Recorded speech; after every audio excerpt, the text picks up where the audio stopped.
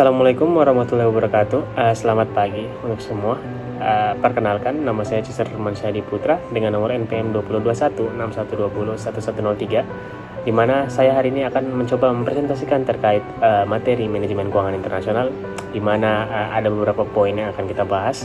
Yang pertama tentang apa pentingnya mempelajari manajemen keuangan internasional.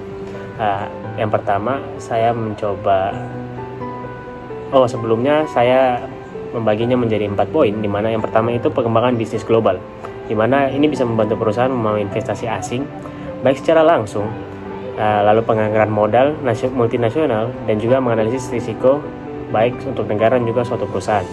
Yang kedua, ada kesempatan investasi, di mana ini dapat membantu perusahaan untuk mengeksplorasi dan memanfaatkan peluang investasi di pasar global. Yang ketiga, ada berkaitan dengan keuangan internasional. Sudah tentu jelas pasti perusahaan internasional harus memahami pasar keuangan internasional, yang dimana termasuk pasar nilai tukar, pasar uang internasional, dan juga pasar kredit internasional. Yang terakhir ada pengelolaan risiko keuangan multinasional, di mana membantu perusahaan untuk mengelola risiko-risiko yang ada yang terkait dengan transaksi bisnis internasional bagi suatu perusahaan. Lalu untuk pembahasan berikutnya ada faktor yang mempengaruhi nilai tukar. Saya mengelompokkan menjadi 6, di mana yang pertama ada perbedaan angka inflasi, yang kedua upah, yang ketiga kondisi makroekonomi, yang keempat jumlah uang yang beredar, yang kelima perbedaan suku bunga, dan juga yang keenam defisit akun. Kemudian berikutnya kita lanjut kepada pengertian arbitrasi, di mana arbitrasi sendiri ini adalah praktik memanfaatkan perbedaan harga antara dua atau lebih pasar atau instrumen keuangan untuk mendapatkan keuntungan tanpa risiko atau dengan risiko yang sangat rendah. Tujuan utama dari arbitrasi sendiri adalah untuk memanfaatkan ketidakseimbangan atau ketidakkonsistenan harga di pasar yang berbeda. Lalu yang berikutnya ada beberapa dampak yang akan terjadi jika inflasi berkelanjutan terjadi.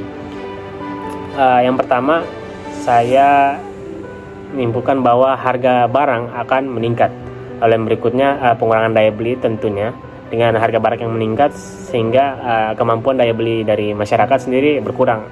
Lalu yang berikutnya, yang ketiga, ada mempengaruhi kinerja perusahaan. Lalu yang keempat, kesejahteraan masyarakat menurun dengan harga barang yang meningkat sehingga masyarakat daya belinya mengalami pengurangan, jadi otomatis kesejahteraan masyarakat bisa dibilang menurun.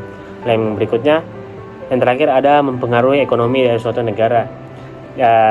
Dampak inflasi berkelanjutan tentu berdampak bagi perusahaan dan juga suatu negara apabila terjadi berkelanjutan atau berkepanjangan, sehingga sudah otomatis akan mempengaruhi ekonomi dari suatu negara tersebut. Oke, yang berikutnya ada apa sih pentingnya penggunaan valuta asing? Pentingnya menggunakan valuta asing di sini saya kelompokkan menjadi 4, di mana yang pertama tentunya valuta asing dapat membantu kita untuk melakukan perdagangan internasional.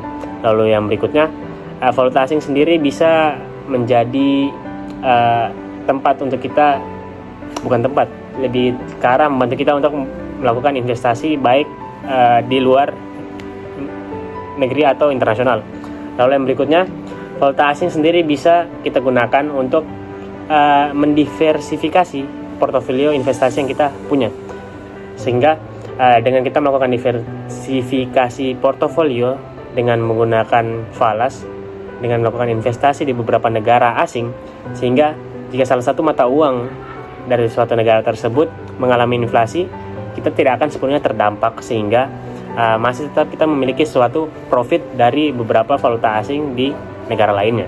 Lalu yang terakhir, ada pelindungan risiko mata uang. Dengan kita menggunakan valuta asing, tentunya dari masing-masing negara yang kita lakukan investasi baik secara internasional, tentunya dari setiap mata uang tersebut mereka memiliki perlindungan risiko mata uang terhadap inflasi ataupun dampak yang mungkin akan mempengaruhi nilai tukar mata uang tersebut. Jadi sekian presentasi pemaparan dari saya terkait manajemen keuangan internasional dari beberapa poin yang tadi kita bahas. Mungkin wassalamualaikum warahmatullahi wabarakatuh. Sekian dan juga terima kasih.